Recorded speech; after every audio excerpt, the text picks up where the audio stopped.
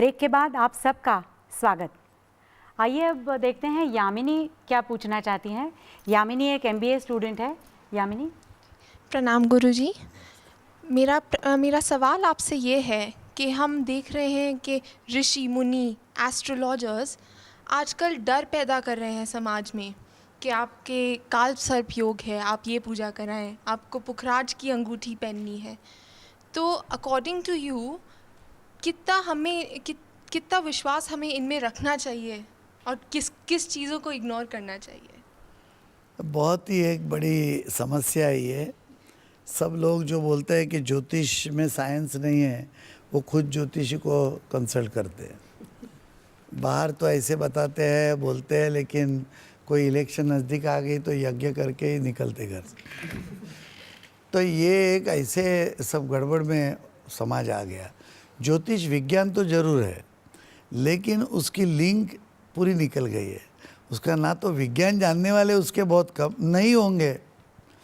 अब क्या है कि इसके अंदर 12 राशि, 27 नक्षत्र और 9 प्लैनेट, ये बेसिक 3 संख्या हो गई।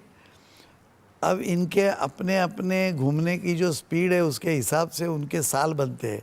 जैसे शनि है वो हर 2.5 साल के बाद बदलेगा, चंद्रमा है वो 1.25-2 दिन में ही बदलता है, सूर्य हर एक दिन हर महीने में बदलता है।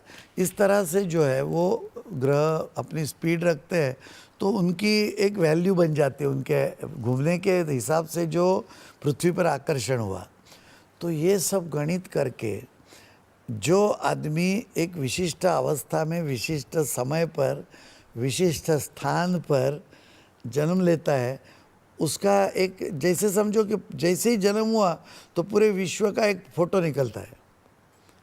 तो आपका स्थान पता चलता है कि अरे ये अभी मैं यहाँ बैठा हूँ तो यहाँ पर कोई हीटर होगा, यहाँ पर ये लाइट होगा, मेरे उस सिर के ऊपर होगा तो मेरा सिर ज़्यादा गर्म होगा। तो बता सकते हैं फ़ोटो देख के कि अरे बालाजी तुम सहन कैसे करते हो इतनी गर्मी। तो बोले गर्मी कहाँ से आई? तो अरे देखा मैंने तुम्हारे सिर पर ही बड़ा लैम्प लगा दिया था। इस तरह से ये सब कोई देखते थे। फिर उनके स्वभाव के हिसाब से आपके शरीर में प्रकृति क्या है। इसलिए क्या है, देखिए, एक माँ बाप के एक जीन से 4 बच्चे अलग अलग पैदा कैसे होते हैं, तो कुछ न कुछ प्रभाव होता है समय का और स्थान का। तो ये सब वो कैलकुलेट करते थे, करते इसको एक महासंगणक की ज़रूरत है, सबको साथ लेके उसका आंसर ढूंढने के लिए।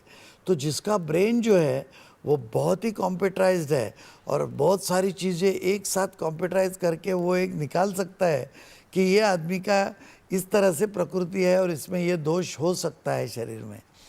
तो ये सब निकालने की क्षमता तो रखते नहीं है। उपासना सेंसिटिविटी बढ़ाते नहीं खुद की, ऐसे समझो। वो कंप्यूटर का सिर्फ क्या 4 GB का अंदर मेमोरी है और क्या रैम है कुछ, तो इसमें गड़बड़ ये सब चालू है। और हम अंधश्रद्धा से इसको स्वीकार लेते हैं। और क्या कौन सा काल और कौन सा राहु, ये सब उनको पूछना चाहिए कि राहु का मतलब आप क्या है, ऐसे क्यों मेरे में आ गया। तो ये ग्रह इधर है, वो तो पिक्चर में आ गया, लेकिन इधर ग्रह आने से ऐसा क्यों होता है वो बताओ कुछ। और जो करने वाले हैं उनको क्या कर रहे हैं मालूम नहीं है, तो क्या फ़ायदा ही नहीं है ना। कौन से ऑफिस में जाके अर्जी देनी है वो पता नहीं है।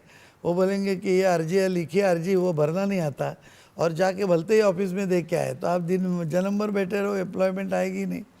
इस तरह से ये एजेंसी चल रही है। तो इसमें कुछ अच्छे लोग रहेंगे, अभ्यास करेंगे और कर रहे हैं, तो इसका कुछ विज्ञान हमारे हाथ में आएगा।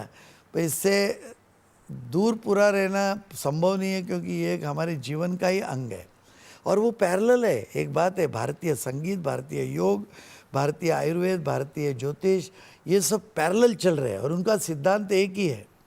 और इतना एक दिन जब ज्योतिष का चलाएंगे ये सेक्शन, तो पता चलेगा कि ये ग्रह इन्होंने कहाँ से, इनका संबंध अपने साथ जुड़ने के लिए उसका न्यूक्लियस हमारे बॉडी में कहाँ है ना। उधर वो नॉर्थ होगा तो साउथ पोल का ही मेरे में होगा तो ही मेरे पर असर होगा ना, नहीं तो कैसे होगा। तो वो ढूंढना पड़ेगा, उसको रिपेयर करना पड़ेगा। ऐसे भी एक संभव है, वो संशोधन का विषय है और बहुत साल चलेगा और मिलेगा। तो हमारा काम आसान बन जाएगा। और हम क्या है, ये लोग जो बोलते और करते फ़ायदा नहीं हुआ तो बोलते ठग गए। तो हम ठगे, उन्होंने नहीं ठगाया, हमारी बुद्धि ने हमको ठगाया। तुमने बुद्धि चलाई नहीं, जो कहते रहे वो करते रहे, तो फिर पैसा गया ऐसे।